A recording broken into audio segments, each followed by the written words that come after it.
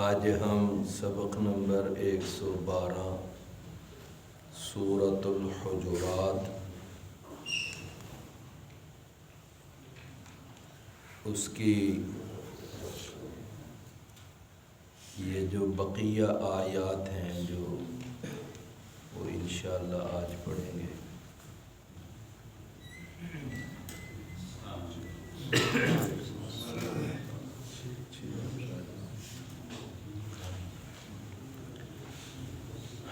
اعوذ باللہ السمیع العلیم من الشیطان الرجیم من ہمزہ ونفخہ ونفثہ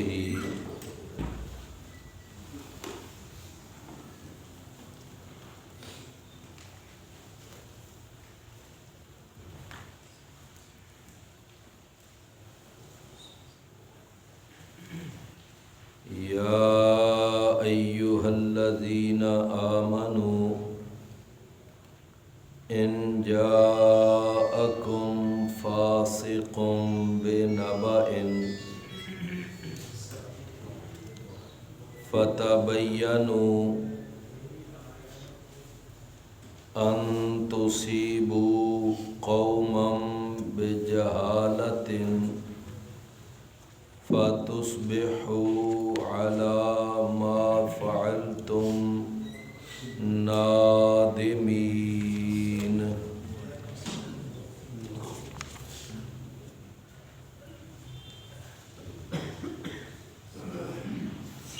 یا ایھا الذین آمنوا اے ایمان والو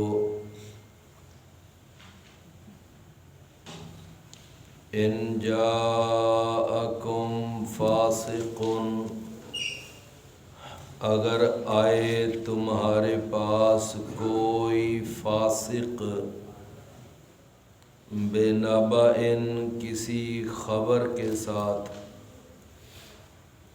فتبینوا تو تم اس کی خوب جانچ پڑتال کر لیا کرو،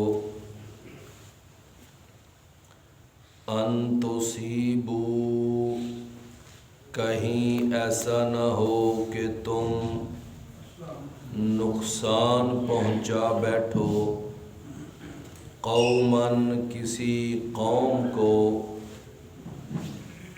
بجہالۃ جہالت کی وجہ سے، لا علمی کی وجہ سے، فتصبحوا پھر تم ہو جاؤ علی ما فعلتم اس پر جو تم نے کیا، نادمین پشیمان۔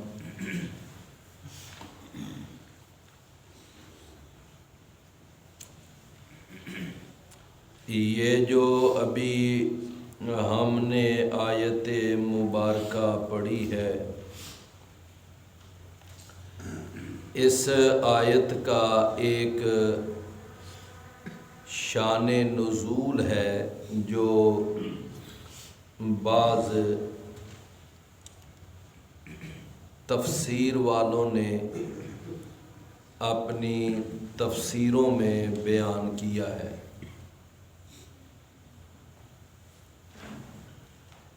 تو اس آیت کا شان نزول بیان کرنے سے قبل وہ جو اوپر ایک آیت گزری ہے، یعنی آیت نمبر 2، تو اس آیت کا ایک شان نزول ہے جو صحیح البخاری میں بیان ہوا ہے، لیکن وہ پچھلے درس میں بیان نہیں ہو سکا تھا، تو وہ ایک دفعہ میں بیان کر کے تو پھر ہم اس آیت کا شان نزول بیان کریں گے۔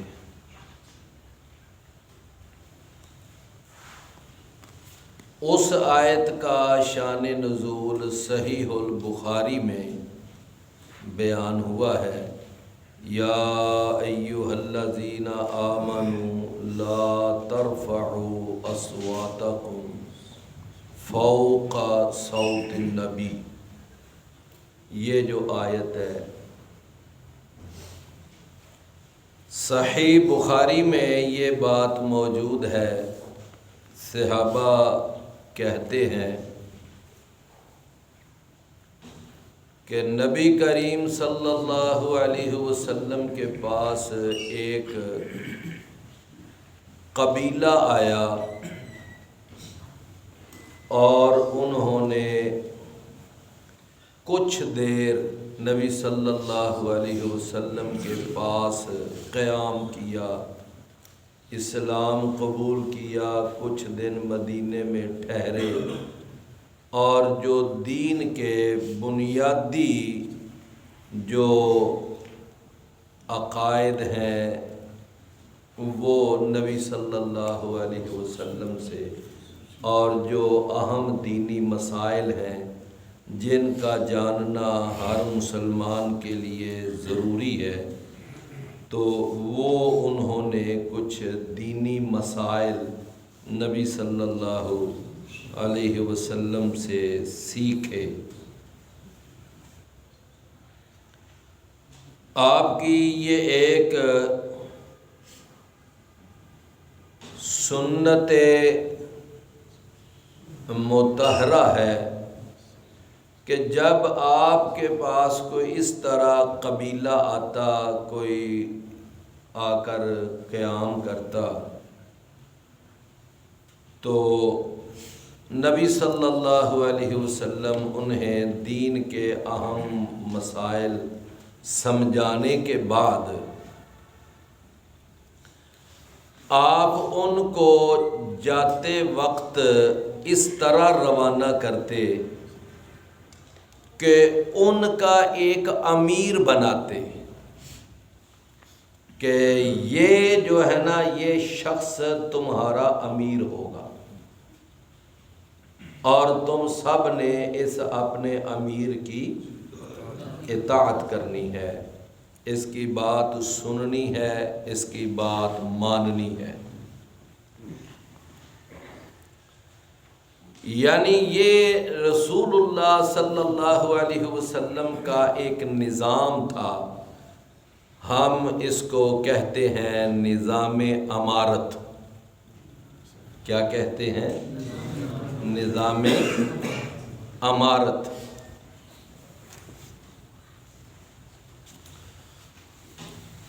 تو اس نظام امارت کے تحت آگے امیر مقرر کیا جاتا تھا.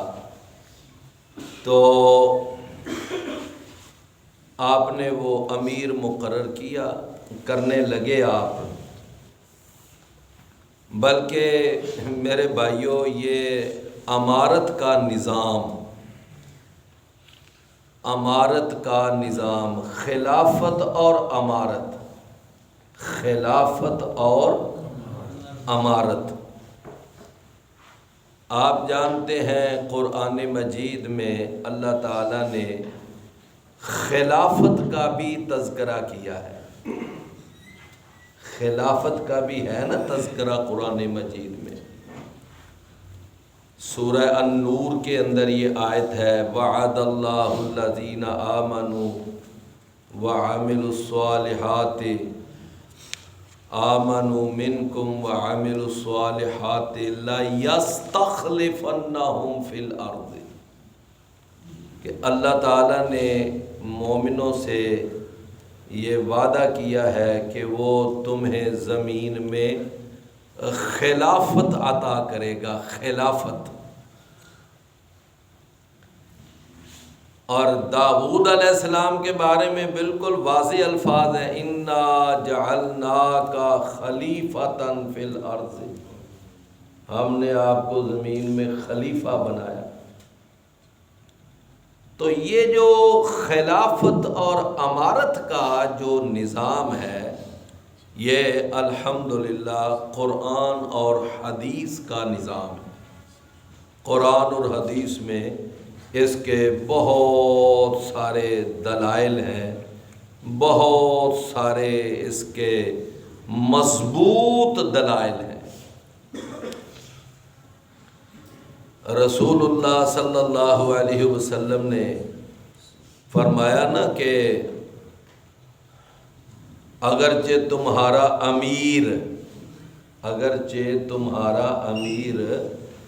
بظاہر اس طرح کا ہو کہ تمہیں اس کی شکل و صورت بھی اچھی نہیں لگ رہی، لیکن جب وہ تمہارا امیر بن گیا اب تمہارے اوپر لازم ہے کہ اس کی بات سنو اور اس کی بات مانو، اس کی بات سنو اور اس کی بات مانو۔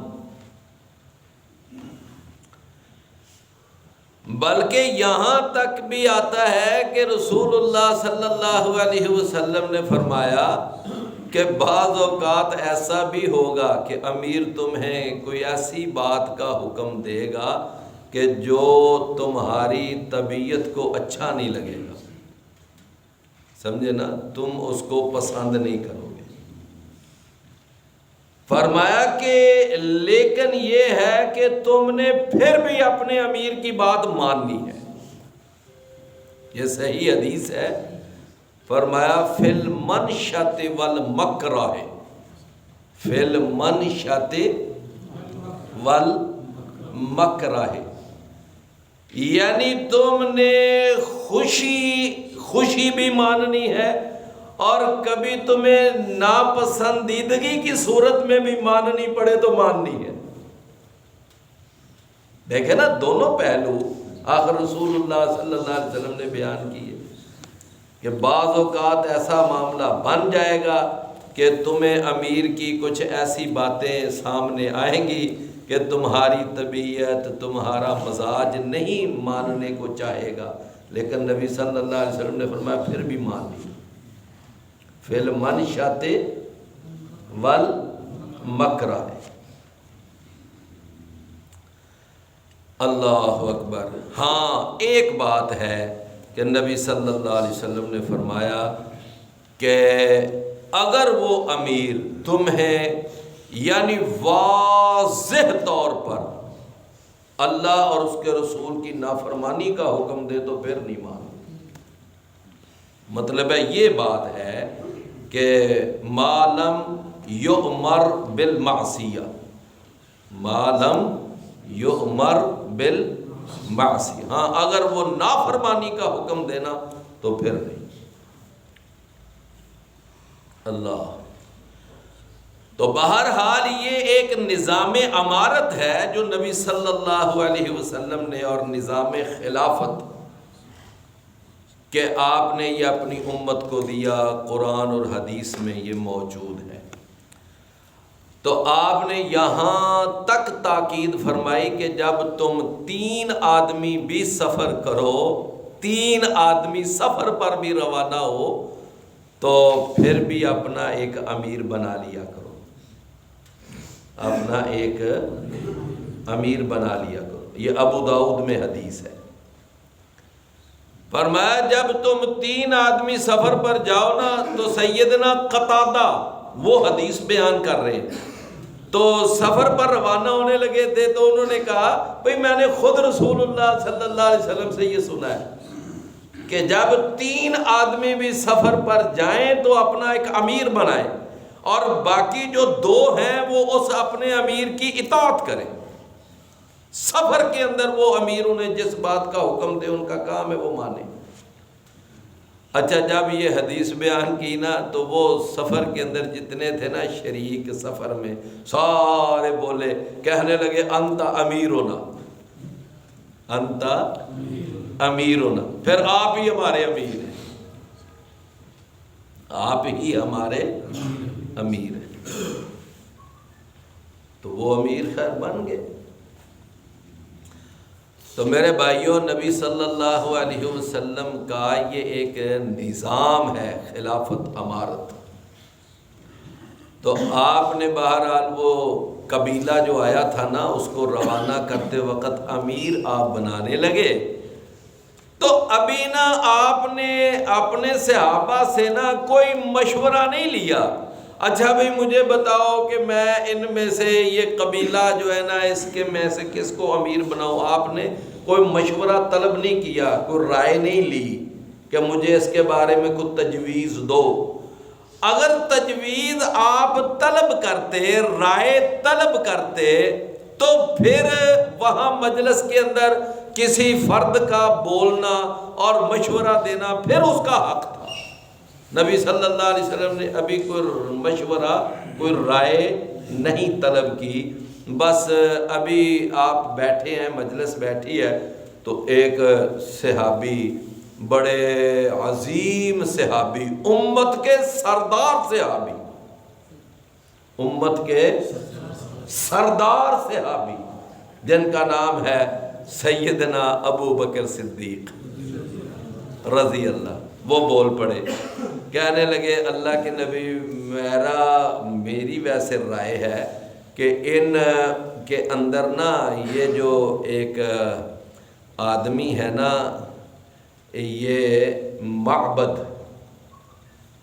سمجھے نا، یہ بڑا سمجھدار آدمی ہے. جب کہ یہ ادھر آئے ہوئے ہیں، میں اس کو دیکھ رہا ہوں، یہ سمجھدار آدمی ہے، اس کا میں نے طور طریقہ دیکھا ہے، تو اس کو امیر بنا دے. سمجھے نا، اس کو امیر بنا دے. اچھا ابھی ان کی بات ختم ہوئی نا، تو فوراً ہی مجلس میں ابو عمر رضی اللہ عنہ، امت کے ایک دوسرے عظیم سردار، وہ بول پڑے، کہنے لگے نہیں اللہ کے رسول، ان کے اندر نا یہ ایک اور ہیں، یعنی ان کا انہوں نے نام لیا، شاید قعقاع ان کا نام تھا، تو ان کا نام لیا، ان کو بنا دے. اچھا اب جب وہ ادھر سے سیدنا ابو بکر، پھر بعد میں تو جناب ابو بکر رضی اللہ عنہ بولے تو کہنے لگے کہ اے عمر ما اردت الا خلافی، تو نے ہر موقع پر، ہر مجلس میں، ہر جگہ میری مخالفت ہی کرنی ہوتی ہے. ہر موقع پر آپ نے میری مخالفت ہی کرنی ہوتی ہے، آپ کو اور کوئی کام نہیں ہے. بس ادھر سے جناب سیدنا عمر ویسے ہی رفیع الصوت تھے، ان کی آواز ویسے ہی بڑی بلند تھی. وہ کہنے لگے میں نے کوئی آپ کی مخالفت نہیں کی، آپ نے ایک رائے دی، ایک میں نے رائے دی. بس وہاں نہ ایسے ہی وہ آوازیں بلند ہو گئیں. اب کچھ لوگ جو تھے انہوں نے ابو بکر کا ساتھ دیا، اور کچھ لوگوں نے مجلس میں جناب عمر کا ساتھ دیا.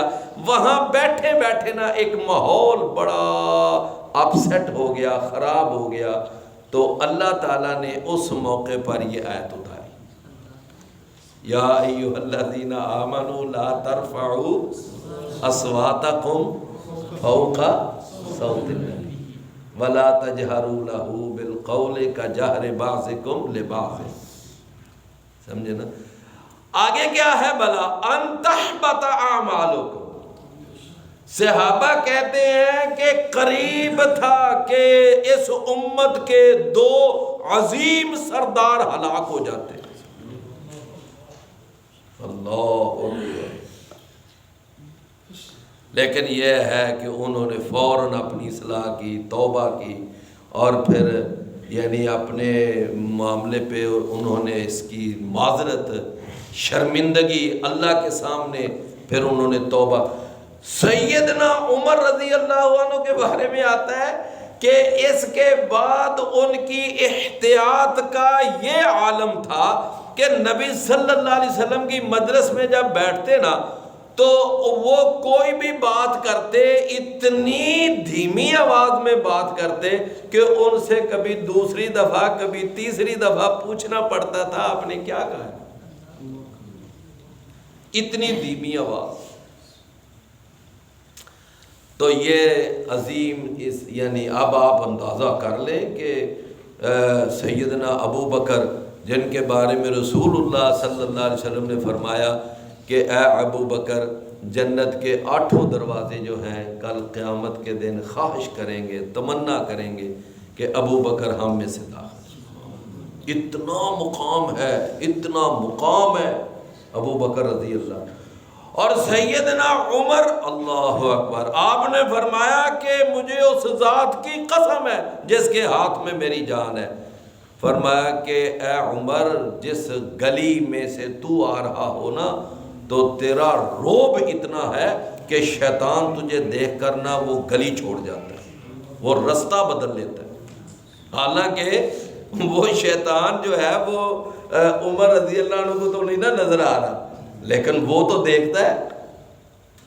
جو شیاطین ہیں وہ تو انسانوں کو دیکھتے ہیں، انسان تو ان کو نہیں نا دیکھتے۔ تو میرے بھائیوں، یہاں پر یہ صورتحال ہے۔ تو اب آپ خود اندازہ کریں کہ ہمارے وہ بھائی اور ہمارے وہ ساتھی کہ ادھر قرآن کا حکم ہو، رسول اللہ کا فرمان ہو، اور جو اللہ کے قرآن کے حکم کے آگے اور رسول اللہ کے فرمان کے آگے اپنے امام کا قول آگے کرتے ہیں۔ اب آپ اندازہ کریں کہ کیا یہ اللہ اور اس کے رسول کی آواز سے اپنے امام کی آواز کو بلند نہیں کر رہے؟ یعنی اللہ کی بات پیچھے، رسول کی بات پیچھے، امام کی بات آگے، سمجھے نا؟ اپنے امام کا فتویٰ آگے، جتنی مرضی حدیثیں سنا لو، بس جی ہمارے امام صاحب کا یہ فتویٰ ہے، ہمارے امام صاحب نے یہ فرمایا، ہمارے امام صاحب کا یہ قول ہے۔ میری بات سمجھیں؟ تو میرے پیارے بھائیوں، یہ سارا وہی ہے کہ اللہ اور اس کے رسول کی آواز سے اپنی آواز کو، اپنے امام کی آواز کو، اپنے پیر کی آواز کو، اپنے مرشد کی آواز کو، اپنے وڈیرے کی آواز کو، اپنے پارٹی لیڈر کی آواز کو جو زیادہ ترجیح دیتا ہے، اس کا معنی کہ وہ اللہ اور اس کے رسول کی آواز سے ان کی آواز کو اونچا کر رہا ہے۔ تو بات بھائی سمجھ آ گئی نا؟ وہ اب آ جائیں اس آیت پر جو ہم نے آج پڑھی، اس کے بارے میں یہ تفسیروں میں لکھا ہوا ہے، پہلے ذرا غور سے سن لیں، پہلے بات غور سے سن لیں کہ یہ جو ہے نا ایک صحابی ہیں، ان کا نام ہے ولید بن عقبہ۔ کیا نام ہے؟ ولید بن عقبہ۔ یہ جو ولید بن عقبہ ہے نا رضی اللہ عنہ، اچھا اب ان کے بارے میں یہ ہے کہ رسول اللہ صلی اللہ علیہ وسلم نے نا ان کو ایک قبیلے کی طرف بھیجا، جس قبیلے کا نام ہے قبیلہ بنو المستلق۔ قبیلہ بنو المستلق، اور یہ قبیلہ جو ہے یہ ان کے سردار تھے حارث، اور یہ حارث جو تھے یہ اس قبیلے کے سردار بھی ہیں، اور نبی کریم صلی اللہ علیہ وسلم کی ایک زوجہ، آپ کی ایک زوجہ محترمہ، مومنوں کی ماں، سیدہ جویریہ بنت حارث، یہ ان کے والد بھی ہیں، اور نبی صلی اللہ علیہ وسلم کے پھر کیا لگے؟ سسر لگے نا، پھر سسر۔ تو وہ قبیلہ جو تھا وہ مسلمان ہو گیا، انہوں نے کلمہ پڑھ لیا، تو نبی صلی اللہ علیہ وسلم نے نا ولید بن عقبہ کو اس قبیلے کی طرف روانہ کیا، جاؤ وہاں سے نا زکوٰۃ لے کر آؤ۔ سال کے بعد وہ جو زکوٰۃ کی وصولی کے لیے آپ بندہ بھیجتے تھے نا مختلف علاقوں میں، بھئی فلاں علاقے میں تم جاؤ، فلاں علاقے میں تم جاؤ، تو ان علاقے، اس علاقے کی طرف بھیجا کس کو؟ ولید بن عقبہ۔ آپ نے کبھی وہ یاد ہوگا کہ ایک بہت بڑا یعنی کہ گندا اور کمینہ کافر تھا، اس کا نام تھا عقبہ بن ابی معیط۔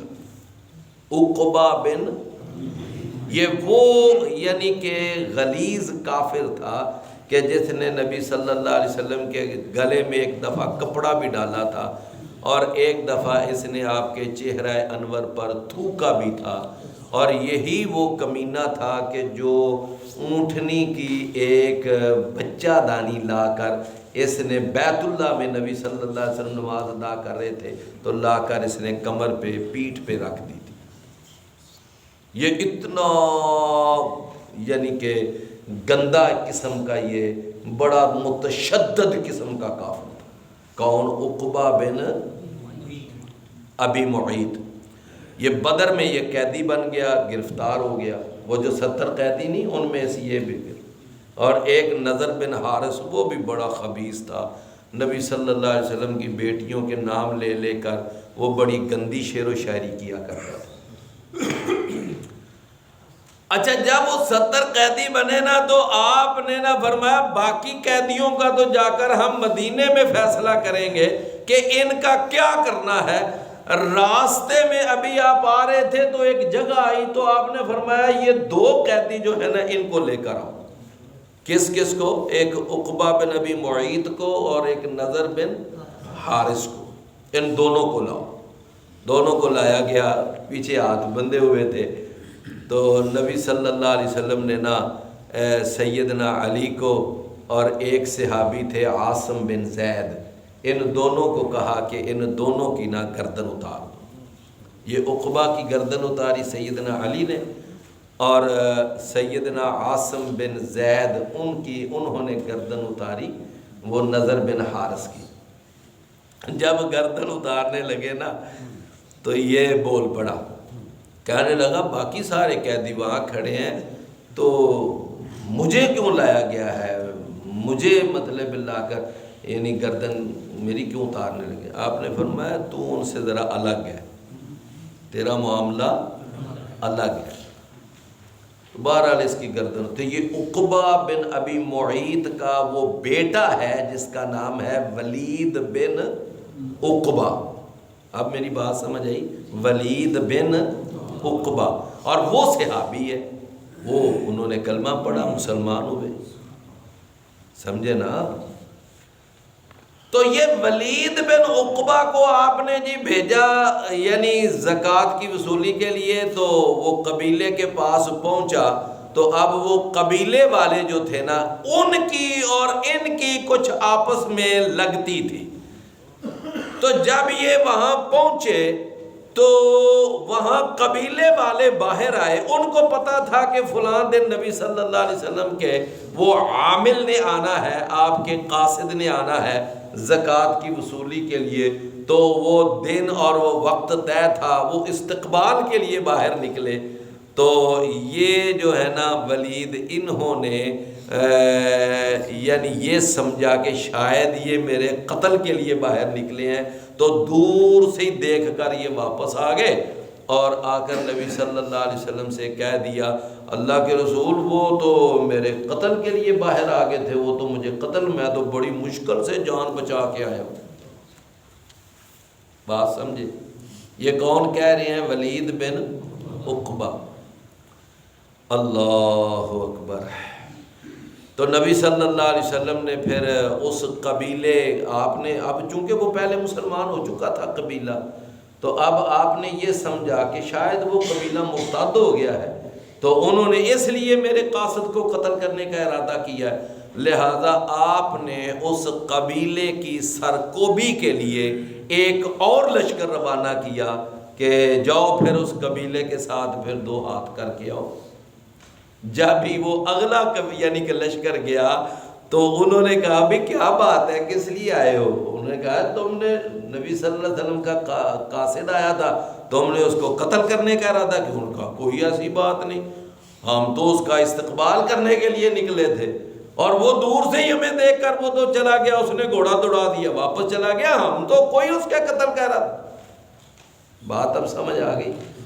تو اس وقت یہ آیت نازل ہوئی، یعنی ان جاءکم فاسق بنبأ فتبینوا، کہ اگر تمہارے پاس کوئی فاسق آئے کسی خبر کے ساتھ تو اس کی تحقیق کر لیا کرو، کہیں ایسا نہ ہو کہ تم نقصان پہنچا بیٹھو کسی قوم کو لا علمی کی بنیاد پر، اور اس کے بعد پھر تم پریشان ہو۔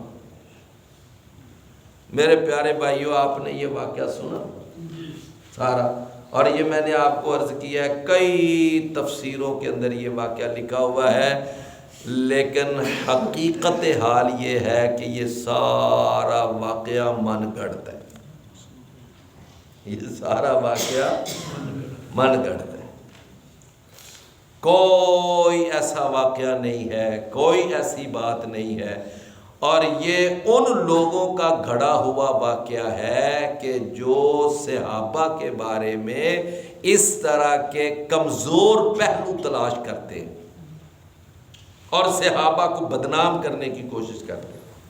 یہ جو ولید بن عقبہ ہیں، یہ ایک مخلص مسلمان تھے اور مخلص صحابی تھے، ایسا کوئی معاملہ نہیں۔ حافظ صلاح الدین یوسف رحمت اللہ علیہ، انہوں نے یہ جو تفسیر لکھی ہے نا احسن البیان، آپ کبھی اس تفسیر کو آپ دیکھیں تو اس تفسیر کے اندر انہوں نے اس واقعہ کی ساری جو ہے نا حقیقت واضح کی ہے۔ سمجھائیے نا بات، یہ سورہ الحجرات دیکھیں، وہ حفص صاحب کی تفسیر میں انہوں نے کہا یہ واقعہ جو ہے یہ سند کے اعتبار سے بھی یعنی من گڑتا ہے، ضعیف ہے، اور یہ امر واقعہ کے اعتبار سے بھی غلط ہے۔ سمجھے نا؟ تو یہ واقعہ جو ہے یہ ٹھیک نہیں ہے۔ ہاں، اگلی بات ہے کہ اس آیت میں یہ ایک بہترین اور زرعی اصول ضرور بیان کیا گیا ہے، اس شان نزول سے قطع نظر، اس شان نزول سے قطع نظر، اس کو چھوڑو، ایک سائڈ پہ رکھ دو، لیکن اس میں یہ ایک اصول ضرور بیان ہوا ہے کہ جب کوئی تمہارے پاس کوئی خبر لے کر آئے، کوئی خبر لے کر آئے، اور خاص طور پر اگر خبر لے کر آنے والا ایسا انسان ہو کہ جس کا معاشرے میں کردار بھی ٹھیک نہ ہو، تو اس کی تحقیق، جانچ پڑتال ضرور کرنی چاہیے، بغیر تحقیق کے کسی قسم کا ایکشن نہیں لینا چاہیے۔ اس میں یہ ایک اصول ضرور بیان ہوا ہے۔ تو میری بات آپ سمجھ گئے؟ میرے پیارے بھائیوں، محدثین نے یہ سارا جتنا یہ اسماء الرجال کا ایک بہت بڑا ایک نظام آپ دیکھ لیں، بڑی بڑی کتابیں ہیں اسماء الرجال پہ۔ امام ذہبی رحمت اللہ علیہ کی کتاب ہے میزان الاعتدال، حافظ ابن حجر رحمت اللہ علیہ کی کتاب ہے تہذیب التہذیب، اور اس کے علاوہ یعنی امام ابن حبان ہیں، اور بڑے بڑے جید علماء، کتاب المجروحین، اور بڑی انہوں نے کتابیں جن کے اندر انہوں نے راویوں کے حالات لکھے کہ یہ راوی یہ یعنی کذاب تھا، یہ راوی یہ وضاع تھا۔ کذاب کا معنی یہ جھوٹ بولتا تھا، یہ راوی وضاع تھا، خود حدیثیں گڑا کرتا تھا، یہ راوی عادل تھا، یعنی یہ کسی قسم کی بے ایمانی نہیں کرتا تھا، یہ راوی ضابط تھا، اس کا حافظہ بڑا کمال کا تھا، یہ راوی مجہول ہے، اس کے کوئی حالات ہی نہیں جانتا۔ یعنی ایک ایک راوی کے بارے میں پھر آگے یعنی کتابوں کے اندر ان کے حالات قلم بند ہوئے، ان کے سارا بایو ڈاٹا، ان کی سوانح عمری، وہ ساری، تاکہ پتہ چلے کہ یہ راوی جو بیان کرنے والا ہے یہ کریکٹر وائز کیا ہے۔ اگر تو پتہ چل جائے نا یہ کذاب ہے، اس کی روایت نہیں لی جائے گی، جھوٹ بولتا ہے۔ اگر پتہ چل جائے کہ یہ وضاع ہے، اس کی روایت نہیں لی جائے گی۔ میری بات آپ سمجھ رہے ہیں؟ اللہ، تو فرمایا یہ بلکہ اصول حدیث کا بہت بڑا جو ہے نا ماخذ وہ یہ آیت ہے، یہ آیت ہے۔ فرمایا ان یا ایھا الذین آمنو، اے ایمان والو، ان جاءکم فاسق بنبأ، اگر آئے تمہارے پاس کوئی فاسق، یعنی مطلب کیا، کوئی شخص لیکن بطور خاص جب آئے، کون؟ فاسق۔ میری بات سمجھے نا بھئی، ایک آدمی ہے وہ معاشرے کے اندر نیک اور پارسا سمجھا جاتا ہے، متقی انسان ہے، اس کے بارے میں آپ کو کوئی ایسی کوئی رپورٹ نہیں ہے کہ اس نے کبھی کوئی جھوٹ بولا ہو، کبھی کوئی بددیانتی کی ہو، کبھی اس نے کوئی ہیرا پھیری کی ہو، تو اگر اس کی طرف سے، اس کے حوالے سے کوئی بات اگر آپ تک پہنچتی ہے تو آپ اس کو مان بھی سکتے ہیں، آپ اس کو تسلیم بھی کر سکتے ہیں۔ آپ دیکھیں یہ بعض مسجدوں کے اندر آتے ہیں نا، آتے ہیں یہ تزکیے لے کر، سفیر، اچھا جی میں جی فلاں ایک عالم کی تصدیق لے کر آیا ہوں، ٹھیک ہے، اگر اس عالم سے آپ فون پہ پوچھتے ہیں کہ اچھا جی یہ بھائی آپ کا نام لے رہا ہے کہ تو آپ اس کو جانتے ہیں، یہ بندہ ٹھیک ہے، اگر وہ تصدیق کر دیتے ہیں تو ٹھیک ہے۔ فتبینوا یہی ہے نا بھائی، فتبینوا یہی ہے کہ آپ اس کے، تو آگے جو ہے نا، جب آپ کو پتہ چل گیا کہ ایک جید عالم، ایک اچھا بلا، یعنی شیخ الحدیث، کوئی شیخ القرآن، ایک نامی گرامی ہماری جماعت کا ایک عالم اس کی تائید کر رہا ہے، تصدیق کر رہا ہے، تو بس اس پہ بات ختم۔ تو لیکن یہ ہے کہ اگر کوئی ایسا آدمی آتا ہے خبر لے کر کہ جس کا معاشرے میں پہلے ہی کردار ٹھیک نہیں ہے، تو پھر اس کی تو تحقیق اور زیادہ ضروری ہے، کیونکہ میری بات آپ سمجھ رہے ہیں نا۔ اللہ، وہ ایک شعر ہے، کسی شاعر نے کہا ہے، کہتا ہے کہ دستار کے ہر پیچ کی تحقیق ہے لازم۔ دستار سمجھتے ہیں، یہ جو پگ ہوتی ہے، پگڑی، تو وہ کہتا ہے دستار کے ہر پیچ کی، وہ جو ول ہے، تو کہتا ہے دستار کے ہر پیچ کی تحقیق ہے لازم، ہر صاحب دستار معزز نہیں ہوتا، ہر صاحب دستار معزز نہیں ہوتا۔ کئی بڑے بڑے بہروپیے بھی ہوتے ہیں، سمجھے نا، دستار بھی پہنی ہوئی ہے بڑی بڑی جناب، لیکن یہ ہے کہ فرمایا یا ایھا الذین آمنو، اے ایمان والو، ان جاءکم فاسق، اگر تمہارے پاس کوئی فاسق آئے، بنبأ، کسی خبر کے ساتھ، فتبینوا، تو کیا کیا کرو، اس کی تحقیق کرو، اس کی جانچ پڑتال کرو، ان تصیبوا قوما، کہیں ایسا نہ ہو کہ تم نقصان پہنچا بیٹھو کسی قوم کو، بجہالت، لا علمی کی بنیاد پر، لا علمی کی وجہ سے، فتصبحوا علی ما فعلتم نادمین، پھر تم ہو جاؤ اس پر جو تم نے کاروائی کی، اس پر کیا ہو جاؤ، نادم، پشیمان۔ اللہ اکبر۔ فرمایا وَاعْلَمُوا، اور جان لو، وَاعْلَمُوا، اور جان لو، ان فیکم رسول اللہ، بے شک تم میں اللہ کے رسول ہیں، یعنی یہ اس وقت کی بات ہے کہ جب نبی کریم صلی اللہ علیہ وسلم حیات تھے، جب زندہ تھے، دنیا میں موجود تھے، یہ اس وقت کی بات ہے، تم میں رسول اللہ موجود ہیں۔ لو یطیعکم فی کثیر من الامر، اگر وہ بات مانے تمہاری، یعنی اکثر معاملات میں، فی کثیر من الامر، تمہارے اکثر معاملات میں اگر وہ تمہاری ماننے لگ جائیں، سمجھے نا، تو پھر کیا ہوگا، لعنتم، یقیناً تم مشقت میں پڑ جاؤ گے، کیا ہو جائے گے، مشقت میں پڑ جائے، لعنتم، سمجھے نا۔ اللہ اکبر۔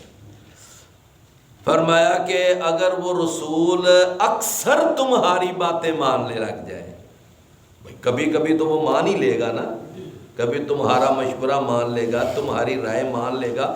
اور کئی دفعہ ایسا ہوا نبی کریم صلی اللہ علیہ وسلم نے کئی مشورے صحابہ کے مانے ہیں.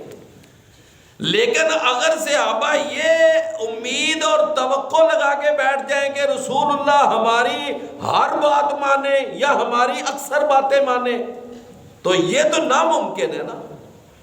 سمجھے نا. اللہ تعالیٰ نے قرآن مجید میں فرمایا کہ اپنے آپ کو رسول کے پیچھے لگاؤ، رسول کو اپنے پیچھے نہ لگاؤ. بات سمجھ آئی نا. کیا کرو؟ خود رسول کے پیچھے لگو، رسول کو اپنے پیچھے نہ لگاؤ. طائف کا یہ جو ہے نا، طائف یہ مکہ کے بالکل پاس ہی ہے، 60-65 وہاں پر کئی جا کر احرام بھی باندھتے، وہاں ایک میقات ہے.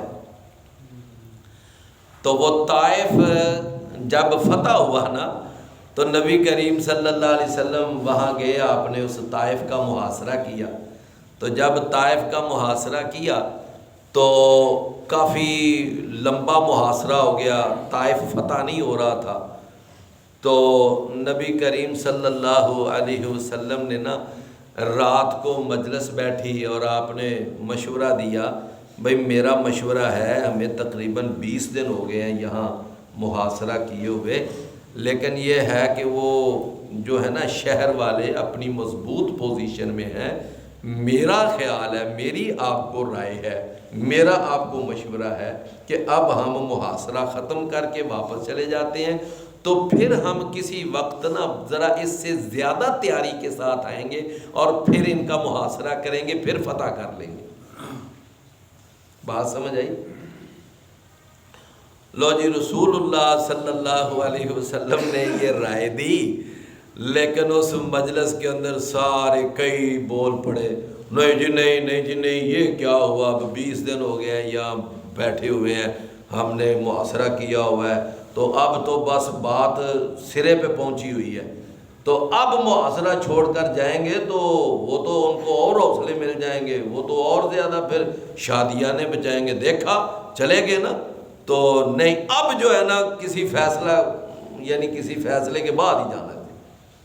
نبی صلی اللہ علیہ وسلم نے فرمایا ٹھیک ہے بھائی، پھر تمہاری مرضی، میں نے تو تمہیں مشورہ دیا ہے کہ اب چلے جانا چاہیے، پھر تیاری کر کے، نئی تیاری کر کے پوری اس سے زیادہ پلاننگ کے بعد آنا چاہیے، میں نے تمہیں مشورہ. لیکن مجلس کا جو زیادہ تر جو رخ تھا نا وہ نہ جانے پہ تھا. اب ہوا یہ کہ جب اگلا دن آیا نا تو اگلے دن یعنی ان دشمنوں نے پتہ نہیں کیسی کوئی بھرپور تیاری کی ہوئی تھی، انہوں نے اتنی نیزہ بازی کی، اتنی تیر اندازی کی کہ بہت سارے صحابہ زخمی بھی ہوئے اور شہید بھی ہوئے. اگلے دن اب جب اگلی رات آئی نا تو آپ نے پوچھا، سب کو پھر بلایا، مجلس مشاورت بلائی. آپ نے فرمایا ہاں بتاؤ کیا کرنا چاہیے، اب محاصرہ ختم کر دینا چاہیے کہ چلے؟ سارے بولے نے ہاں ہاں ٹھیک ہے، ختم کر دینا چاہیے، اب ہمیں چلے جانا چاہیے. آپ نے فرمایا یہ میں نے تمہیں کل کہا تھا، تو اگر میری کل بات مان لیتے تو یہ اتنا نقصان تو نہ ہوتا. میں نے کل تمہیں یہ مشورہ دیا تھا نا کہ واپس چلے جائیں، میری تم نے کل نہیں بات مانی، تو آج دیکھ لو کتنا نقصان. تو اس آیت کا اس واقعہ کے ساتھ بھی ایک تعلق ہے. فرمایا کہ لو یطیعکم فی کثیر من الامر لعنتم، اگر رسول تمہاری اکثر باتیں ماننے لگ جائے نا تو تم مشکل میں پڑ جاؤ گے. فرمایا وَلَٰكِنَّ اللَّهَ حَبَّبَ إِلَيْكُمُ الْإِيمَانَ، لیکن اللہ تعالیٰ نے تمہاری طرف ایمان کو محبوب کر دیا ہے. ایمان اللہ نے تمہارے ہاں پسندیدہ کر دیا ہے. وَزَيَّنَهُ فِي قُلُوبِكُمْ، اور اللہ نے اس ایمان کو تمہارے دلوں میں مزین کر دیا ہے. وَكَرَّهَ إِلَيْكُمُ الْكُفْرَ وَالْفُسُوقَ وَالْعِصْيَانَ، اور اللہ نے تمہاری طرف کفر کو، فسوقا نافرمانی کو یعنی فسق و فجور کو، والعصیان اور نافرمانی کو اللہ نے ناپسندیدہ کر دی۔ کتنی باتیں ہو گئی، لیکن اللہ نے ایمان تمہاری طرف محبوب کر دیا ہے، ایمان کو اللہ نے تمہارے دلوں میں مزین کر دیا ہے، اور اللہ نے کفر کو، فسق و فجور کو اور نافرمانی کو تمہارے ہاں ناپسندیدہ کر دیا۔ اللہ اکبر۔ لو میرے بھائیو، یہ ہے ایمان کی اصل دلیل، کہ انسان کو ایمان اچھا لگے، ایمان کی باتیں اچھی لگیں، ایمان کا رویہ اچھا لگے، اور انسان کو ہر کفر والی بات، ہر نافرمانی والی بات، ہر فسق و فجور والی بات اس کو بری لگے۔ یہ کیا ہے؟ ایمان کی دلیل ہے۔ میری بات آپ سمجھ رہے ہیں نا؟ کہ مومن جو ہوتا ہے اس کو کفر ناپسندیدہ ہے، اس کے ہاں فسق و فجور والا عمل بھی ناپسندیدہ ہے، اس کی طبیعت بگڑ جاتی ہے، اس کا مزاج بگڑ جاتا ہے جب وہ اپنے سامنے کوئی کفریہ عمل دیکھتا ہے، کوئی فسق و فجور والی حرکت دیکھتا ہے، کوئی نافرمانی والی کوئی حرکت دیکھتا ہے، تو اس کی طبیعت خراب ہو جاتی ہے۔ یہ کیا ہو رہا ہے؟ اگر ایسی کیفیت ہے تو الحمدللہ سمجھ لو ہمارے اندر ایمان کی چنگاڑی ہے۔ اگر یہ کیفیت ہے تو سمجھ لو ایمان کی چنگاڑی ہے، ایمان اندر ہے۔ اور اگر آپ کو کفر والے اعمال کی کوئی پریشانی نہیں، آپ کے سامنے فسق و فجور ہو رہا ہے، آپ کو کوئی پریشانی نہیں، اور آپ کے سامنے نافرمانیاں ہو رہی ہیں اور آپ کی طبیعت پہ ذرا ملال نہیں، تو پھر خیر مناؤ کہ وہ اندر جو ہے نا وہ ایمان کی چنگاڑی بجھ چکی ہے۔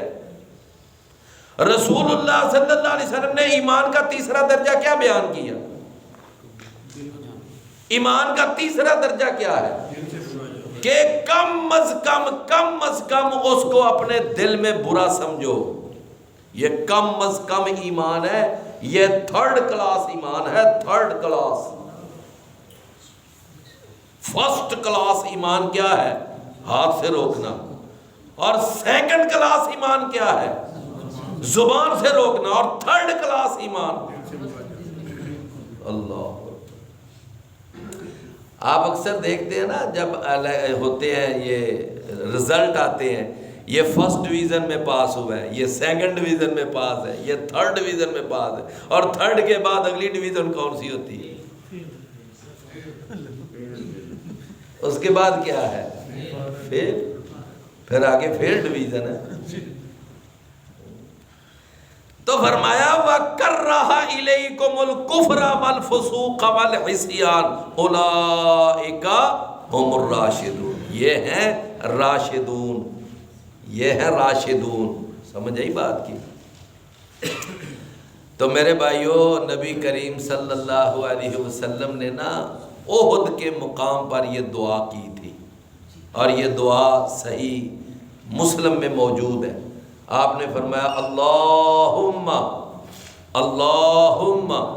حبب الینا الایمان، اللہم حبب الینا الایمان وزینہ فی قلوبنا، وزینہ فی قلوبنا وَكَرِّهْ إِلَيْنَا الْكُفْرَ وَالْفُسُوقَ وَالْعِصْيَانَ۔ یہ آپ نے احد کے میدان میں دعا فرمائی کہ یا اللہ اس ایمان کو ہمارے دلوں میں محبوب کر دے، اللہ اس ایمان کو ہمارے دلوں میں مزین کر دے، اللہ ہمارے ہاں یہ کفر، یہ فسوق اور یہ عصیان کو ناپسندیدہ کر دے۔ سمجھ آئی نا بات؟ تو میرے بھائیو یہ بات ہے۔ فرمایا وَكَرَّهَ إِلَيْكُمُ الْكُفْرَ، اور یہ دعا کرنی چاہیے، ویسے یہ دعا کرنی چاہیے، اللہم حبب الینا الایمان وزینہ فی قلوبنا وَكَرِّهْ إِلَيْنَا الْكُفْرَ وَالْفُسُوقَ وَالْعِصْيَانَ، یہ دعا کرنی چاہیے۔ فرمایا کہ اولئک ہم الراشدون، یہ ہیں راشدون، یہ ہیں اللہ اکبر۔ اللہ تعالیٰ نے یہاں اپنے نبی کے سارے صحابہ کو کیا کہا؟ راشدون۔ اپنے نبی کے سارے صحابہ کو کیا کہا؟ راشدون۔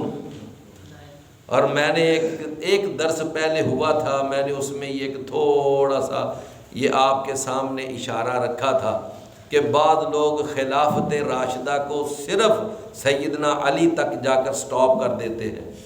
سیدنا حسن کی خلافت بھی راشدہ ہے اور سیدنا امیر معاویہ رضی اللہ عنہ کی بھی خلافت راشدہ ہے۔ کیوں؟ وہ بھی صحابی ہیں۔ سیدنا امیر معاویہ رضی اللہ عنہ بھی کیا ہیں؟ او جی جمہور جو ہے نا، جمہور وہ یعنی ان کی خلافت کو خلافت راشدہ میں شامل نہیں کرتے۔ بھائی جمہور کو ہم نے کیا کرنا ہے جب قرآن ان کو اولئک ہم الراشدون کہہ رہا ہے؟ یا تو کوئی لاؤ نا دلیل کہ جناب امیر معاویہ رضی اللہ عنہ راشدون میں نہیں ہے۔ جب سارے صحابہ کو اللہ نے راشدون کہا تو پھر ابو بکر اور عمر اور عثمان اور علی جب ان کی خلافت راشدہ ہے تو جناب امیر معاویہ رضی اللہ عنہ کی خلافت کو راشدہ ماننے میں کیا تکلیف ہے؟ سمجھو وہ بھی راشدہ ہے، ان کی خلافت بھی خلافت راشدہ ہے۔ بات سمجھ آئی نا میری؟ تو فرمایا اولئک ہم الراشدون، یہ ہیں راشدون، فضلا من اللہ و نعمہ، یہ اللہ کی طرف سے فضل ہے، و نعمہ، اور یہ اللہ کی طرف سے بہت بڑی نعمت ہے، بہت بڑی نعمت ہے۔ نعمتن یعنی نعمتن عظیمتن، کیونکہ یہ جو تنوین ہے یہ تنوین تعظیم کے لیے ہے، اور یہ جو فضلاً ہے اس کے اوپر بھی تنوین تعظیم کے لیے ہے، یعنی بہت بڑا فضل ہے اللہ کی طرف سے۔ کیوں بھلا؟ بھئی آپ کیسے کہہ سکتے ہیں یہ تنوین تعظیم کے لیے؟ او بھائی اللہ کی طرف سے جو فضل ہوگا وہ چھوٹا ہوگا کہ بڑا ہوگا؟ نہیں سمجھ آئی بات کی؟ اللہ کی طرف سے جو فضل ہوگا اس فضل کو چھوٹا سمجھنا چاہیے کہ بڑا سمجھنا چاہیے؟ اور اللہ کی طرف سے جو نعمت حاصل ہوگی اس نعمت کو چھوٹی نعمت سمجھنا چاہیے کہ بڑی نعمت سمجھنا چاہیے؟ یہ ہمارے پاس قرینہ ہے کہ فضلاً اور نعمتاً دونوں کے اوپر جو تنوین ہے یہ تعظیم کے لیے۔ فضلا من اللہ و نعمہ، اللہ کی طرف سے بہت بڑا فضل ہے اور اللہ کی طرف سے بہت بڑی نعمت ہے۔ فرمایا واللہ علیم حکیم، اور اللہ تعالیٰ خوب جاننے والا، ہر بات جاننے والا، حکیم کمال حکمت والا ہے۔ فرمایا وَإِن طَائِفَتَانِ مِنَ الْمُؤْمِنِينَ اقْتَتَلُوا، اللہ اکبر، کہ اگر مومنوں کے دو گروہ آپس میں لڑ پڑیں، اللہ اکبر، دو گروہ آپس میں کیا کریں؟ اچھا توجہ سے ذرا ایک اس جملے کو سمجھے ذرا۔ اللہ نے کیا فرمایا؟ وَإِن طَائِفَتَانِ مِنَ الْمُؤْمِنِينَ، کہ اگر دو گروہ من المؤمنین، کن کے؟ ان دونوں گروہوں کو اللہ نے کیا کہا؟ دونوں گروہوں کو اللہ نے مومن کہا۔ آگے کیا فرمایا؟ اقتتلوا، آپس میں، کتنی بڑی واضح دلیل ہے کہ مومن دو گروہ اگر آپس میں لڑ پڑے تو آپس میں لڑنے کی وجہ سے ایک کافر اور دوسرا مومن نہیں بن جاتا، دونوں ہی ہیں مومن۔ وہ ایک الگ بات ہے کہ وہ لڑائی کسی غلط فہمی کی بنیاد پر ہو رہی ہے، لڑائی جو ہے وہ کسی غلط فہمی کی بنیاد پر ہو رہی ہے۔ یہی وجہ ہے الحمدللہ الحمدللہ اللہ کا بڑا کرم ہے کہ ہم اس اپنے موقف کو قرآن کا موقف سمجھتے ہیں، کہ ہم یہ جو کہتے ہیں کہ سیدنا علی اور سیدہ عائشہ رضی اللہ عنہ، اور سیدہ عائشہ کے ساتھ کون ہے؟ سیدنا زبیر بن عوام، سیدنا طلحہ بن عبید اللہ، بڑے بڑے جلیل القدر صحابہ وہ ساتھ دے رہی ہیں سیدہ عائشہ رضی اللہ. اور موقف کیا ہے؟ موقف کیا ہے کہ ہم آپ کو اپنا خلیفہ ماننے کے لیے تیار ہیں، بیعت کرنے کے لیے تیار ہیں، لیکن ہمارا مطالبہ ہے کہ پہلے جناب سیدنا عثمان کے قاتلوں سے بدلہ لو.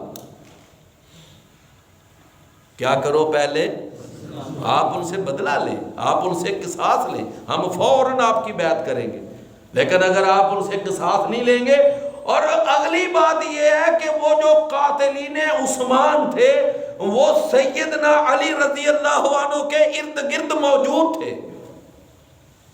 سیدنا علی کے ان کے ارد گرد تھے، سارے ان کے قریب تھے. تو جناب علی رضی اللہ عنہ سے ان کا ایک مطالبہ تھا. ان کی یہ جو جنگ تھی کوئی اقتدار کی جنگ نہیں تھی، کوئی ان کے ساتھ ایسا ویسا کوئی مسئلہ نہیں تھا. کہتے تھے صرف ہمارا یہ مطالبہ ہے کہ کیا کریں؟ سیدنا عثمان کے خون کا بدلہ لیں.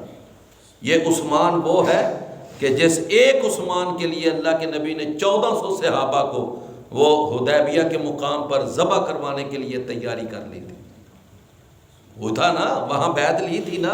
کس کے لیے بیعت لی تھی؟ سیدنا عثمان کے لیے. اور جناب علی رضی اللہ عنہ نے جب اپنے دونوں بیٹوں کو نا جناب عثمان کے دروازے پہ بھیجا پہرے دار کے طور پر، جب سیدنا عثمان کا محاصرہ ہوا تھا، تو جب اپنے دونوں جگر کے ٹکڑے اور اپنے دونوں لختے جگر سیدنا حسن اور حسین، ان کو حکم دیا جاؤ تلواریں لے کر جناب عثمان کے دروازے پہ کھڑے ہو جاؤ، پہرا دو جا کر. اور ساتھ یہ کہا یہ وہ عثمان ہے جس کے لیے تمہارے نانا نے اپنے 1400 صحابہ کو کٹوانے کے لیے تیاری کر لی تھی. ان سے بیعت لے لی تھی کہ جب تک ہم ان کا بدلہ نہیں، عثمان کا نہیں بدلہ لیں گے ہم نہیں جائیں گے. یہ اتنا عظیم انسان ہے. جاؤ وہاں جا کر دروازے پہ کھڑے ہو جاؤ. میری بات آپ سمجھیں نا؟ تو میرے پیارے بھائیوں دیکھیں ہمارا الحمدللہ موقف ہے. ہم کہتے ہیں کہ سیدہ عائشہ بھی، ان کا بھی موقف، یعنی ہم ان کو بھی کافر نہیں کہتے، ہم ان کو بھی برا بلا نہیں کہتے، ہم ان کے اوپر بھی کوئی تنقید نہیں کرتے، سیدنا علی پر بھی کوئی تنقید نہیں کرتے. ہم کہتے ہیں وہ بھی مومن تھے، وہ بھی. اور اس کے بعد جب سیدنا علی کے مقابلے میں امیر معاویہ آئے رضی اللہ عنہ، تو ہم کہتے ہیں کہ وہ بھی مومن تھے، وہ بھی مومن تھے. ہم نہ ان کو کافر کہتے ہیں نہ ان کو کافر کہتے ہیں. آج ایک تو اہل تشیع ہے نا، اہل تشیع کی تو بات ہی چھوڑے. ہم نے ان کی کیا، وہ تو سیدہ عائشہ کو بھی برا بلا کہتے ہیں، گالیاں دیتے ہیں، سیدنا امیر معاویہ کو بھی، سیدنا زبیر کو بھی، سیدنا وہ تو ساروں کو. آج جو ان کی آگے بی ٹیم ہے نا، اللہ تعالیٰ معاف فرمائے، وہ بھی ان پر زبان درازی کرتے ہیں. کہتے ہیں جی تم کہتے ہو دونوں اکبر تھے، دونوں اکبر تھے، دونوں اکبر تھے. کیسے دونوں اکبر تھے؟ جو مولا علی کے مقابلے میں ہو وہ کیسے اکبر ہو سکتا ہے؟ تو دیکھو جی جو مولا علی کے مقابلے میں ہو وہ کیسے اکبر ہو سکتا ہے؟ وہ ایک جو کینیڈین مولوی ہے نا جو آج کل کینیڈا میں بیٹھا ہوا ہے، اس کا ایک کلپ ہے، کہتا ہے جی دونوں حق پر تھے. کیسے دونوں حق پر تھے؟ او بھائی اللہ کا قرآن کہہ رہا ہے وَإِن طَائِفَتَانِ مِنَ الْمُؤْمِنِينَ اقْتَتَلُوا، کہ اگر مومنوں کی دو جماعتیں آپس میں لڑ پڑیں، آپس میں لڑ پڑیں، کون لڑ پڑیں؟ مومنوں کی دو جماعتیں. اور ادھر وہ رسول اللہ صلی اللہ علیہ وسلم کی حدیث کو ساتھ ملائے. آپ نے جب اپنے بیٹے اپنے نواسے جناب حسن سے کو دیکھا، آپ نے فرمایا ان ابنی ھذا سید، میرا یہ بیٹا سید ہے. فرمایا ان ابنی ھذا سید، میرا یہ بیٹا سید ہے. فرمایا لعل اللہ ان یصلح بہ بین فئتین عظیمتین من المسلمین، کہ ایک وقت آئے گا کہ اللہ میرے اس بیٹے کی وجہ سے مسلمانوں کی دو عظیم جماعتوں میں صلح کروائے گا. میرے اس بیٹے کی وجہ سے اللہ مسلمانوں کی دو عظیم جماعتوں میں لو. دیکھ لو نبی صلی اللہ علیہ وسلم نے دونوں جماعتوں کو کیا کہا؟ دونوں کو مسلمان کر۔ اچھا پھر وہ صلح کب ہوئی تھی؟ وہ صلح کب ہوئی تھی؟ جناب علی رضی اللہ عنہ وفات پا گئے، 6 ماہ بعد جناب سیدنا حسن اس کے بعد 6 ماہ خلیفہ رہے، اور 6 ماہ کے بعد نا انہوں نے باقاعدہ یعنی خط لکھا جناب امیر معاویہ رضی اللہ عنہ کو، آپ تشریف لائیں، ادھر کوفہ میں آئیں، اور وہ ممبر جس پر جناب علی خطبہ دیا کرتے تھے، وہ ممبر جناب الحسن رضی انہوں نے آپ یعنی کہ امیر معاویہ رضی اللہ عنہ کے حوالے کیا، آپ جمعہ پڑھائیں، آپ خطبہ دیں، میں سامنے بیٹھ کر خطبہ سنوں گا، میں سامنے بیٹھ کر خطبہ سنوں گا۔ بھائی حسین بھی وہاں موجود ہے، ان کی ساری جو یعنی فوجوں کا سربراہ چیف آف آرمی سٹاف وہ بھی وہاں پر موجود ہے، سب بیٹھے ہوئے ہیں، پوری مسجد دھڑا دھڑ بھری ہوئی ہے، اور جناب امیر معاویہ نے خطبہ دیا، خطبہ دے کر جب فارغ ہوئے تو جناب حسن اٹھے، سب سے پہلے انہوں نے امیر معاویہ رضی اللہ عنہ کے ہاتھ پر بیعت کی کہ میں آپ کو اپنا امیر مانتا ہوں۔ میرے بھائیوں، ہمارا یہ ایک سوال ہے کہ اگر سیدنا امیر معاویہ غلط بندہ تھا تو پھر تمہارے امام معصوم نے، جن کو تم کہتے ہو امام معصوم، ہم تو نہیں کہتے، ہم کہتے ہیں نبی کے سوا کوئی معصوم نہیں ہوتا، لیکن ان کا عقیدہ ہے کہ ہمارے 12 امام معصوم ہیں، تو پھر ہمارا سوال ہے کہ جس یعنی امیر کی بیعت کر رہا ہے تمہارا امام معصوم، تو پھر وہ کیسے غلط ہو گیا؟ اگر غلط تھا تو تمہارے امام معصوم نے کیوں بیعت کی؟ تمہاری اپنی کتابوں میں لکھا ہوگا، تمہاری اپنی کتابیں بھری پڑی ہیں اس معاملے سے۔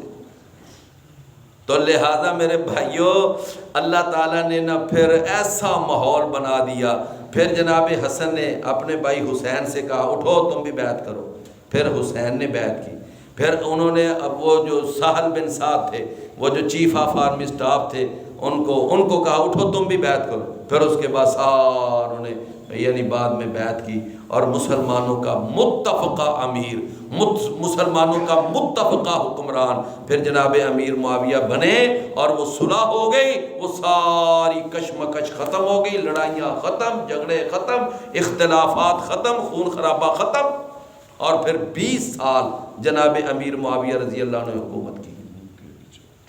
کتنی؟ 20 سال 20 سال بحیثیت تمام اسلامی حکومت کے سربراہ، ساری اسلامی حکومت، جتنا اس وقت مسلمانوں کے پاس رقبہ تھا، پوری اسلامی حکومت کے سربراہ کون ہے؟ کوئی مقابلے میں کسی علاقے میں کسی کو سر اٹھانے کی ہمت نہیں تھی، ایسی باوقار حکومت کی ہے امیر معاویہ رضی اللہ عنہ، اور پھر 30 لاکھ مربع میل کا رقبہ فتح کیا ہے، بحری بیڑے بنائے ہیں سیدنا امیر معاویہ رضی اللہ عنہ نے۔ بڑا سنہری اور زرعی دور تھا جناب امیر معاویہ رضی اللہ عنہ، اور 20 سال انہوں نے بحیثیت گورنر حکومت کی، جب ابھی امیر نہیں بنے تھے پوری اسلامی دنیا کے۔ دمشق کے یعنی کہ گورنر، شام کے گورنر کی حیثیت سے کتنے سال؟ 20 سال 20 سال یہ اور 20 سال وہ، کتنے ہو گئے؟ 40 سال حکومت کی ہے امیر معاویہ رضی اللہ عنہ۔ میری بات سمجھے نا؟ تو میرے بھائیوں، یہ ہیں ان طائفتان من المؤمنین اقتتلوا، اگر مومنوں کی 2 جماعتیں آپس میں لڑ پڑیں تو کیا کرو؟ اللہ اکبر۔ جناب امیر سیدنا حسن رضی اللہ عنہ کے بارے میں یہ شیعہ لوگوں نے اپنی کتابوں میں پتہ کیا لکھا ہے؟ وہ ذرا جملہ غور سے سننا۔ کہتے ہیں یہ اچھا سیدنا حسن کے بارے میں کس نے یہ خوشخبری سنائی تھی کہ اس کی وجہ سے اللہ 2 جماعتوں کے درمیان صلح، یہ نبی صلی اللہ علیہ وسلم نے۔ اچھا اب وہ صلح کروا دی، ان کی وجہ سے صلح ہو گئی، امت ایک جگہ اکٹھی ہو گئی، اختلافات ختم ہو گئے، خون خرابہ رک گیا۔ تو اہل تشیع نے اپنی کتابوں میں لکھا ہے کہ یہ جو حسن تھا نا، حسن، یہ ان کا نام لیتے تھے تو کہتے تھے یا مسود المؤمن، یا مسود وجوہ المؤمنین، کہ اے مومنوں کے چہروں کو سیاہ کرنے والے، اے مومنوں کے چہروں کو، تو نے امیر معاویہ کے ساتھ صلح کر کے تو نے سارے مومنوں کے چہرے کالے کر دیے ہیں۔ کوئی مطلب سمجھ آیا آپ کو؟ کہ تو نے امیر معاویہ سے صلح کر کے ہمارے پلے ہی نہیں کچھ چھوڑا۔ اچھا، ایک اور تقریر میں نے کل سنی ہے، اللہ تعالیٰ معاف فرمائے، وہ کہتا ہے کہ تم کہتے ہو کہ یہ حسن یہ سید ہے، یہ کیسا سید ہے جو سارا کچھ اپنے دشمن کے حوالے کر دے، یہ کیسا سید ہے؟ کچھ سمجھ آئی بات کی؟ یہ کیسا سید ہے؟ اللہ معاف فرمائے، ان کے دلوں کے اندر سیدنا حسن کا اتنا بغض ہے، وہ ان کی ایک مجبوری ہے کہ ان کو 12 اماموں میں شامل کرتے ہیں، وہ مجبوری ہے ان کی، لیکن سیدنا حسن ان کو ذرا بھی گوارا نہیں ہے۔ کس وجہ سے؟ کہ انہوں نے امیر معاویہ رضی اللہ عنہ سے صلح کیوں کی تھی؟ فرمایا اگر دو جماعتیں مومنوں کی آپس میں لڑ پڑے فَأَصْلِحُوا بَيْنَهُمَا، تو ان دونوں کے درمیان کیا کرو؟ صلح کرا دو۔ فَإِن بَغَتْ إِحْدَاهُمَا عَلَى الْأُخْرَى، پس اگر زیادتی کرے ان دونوں میں سے ایک دوسری پر، ایک جماعت کیا کرے؟ دوسری پر زیادتی کرے۔ فرمایا پھر کیا کرو؟ فَقَاتِلُوا الَّتِي تَبْغِي، پھر تم قتال کرو اس جماعت سے جو زیادتی کر رہی ہے، حَتَّى تَفِيءَ إِلَىٰ أَمْرِ اللَّهِ، یہاں تک کہ وہ لوٹ آئے اللہ کے حکم کی طرف، اللہ کے حکم کی طرف۔ اب اللہ کا حکم لڑائی جھگڑے کا ہے کہ صلح اتفاق کا ہے؟ اللہ کے حکم یعنی صلح اتفاق کی طرف وہ لوٹ آئے۔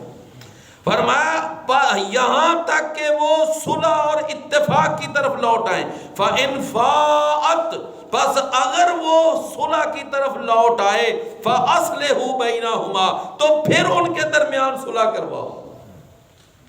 کیا کہتے ہیں؟ یعنی دوبارہ صلح کرواؤ۔ اب کیا کرو؟ ان کی صلح کو رینیو کروا دو، دوبارہ صلح کرواؤ ان کی۔ فَأَصْلِحُوا بَيْنَهُمَا بِالْعَدْلِ، عدل کے ساتھ، وَأَقْسِطُوا، اور انصاف کرو، إِنَّ اللَّهَ يُحِبُّ الْمُقْسِطِينَ، بے شک اللہ تعالیٰ انصاف کرنے والوں کو کیا کرتا ہے؟ نبی صلی اللہ علیہ وسلم نے فرمایا کہ امام جو عدل کرنے والا ہے اللہ کے عرش کے سائے کے نیچے ہوگا۔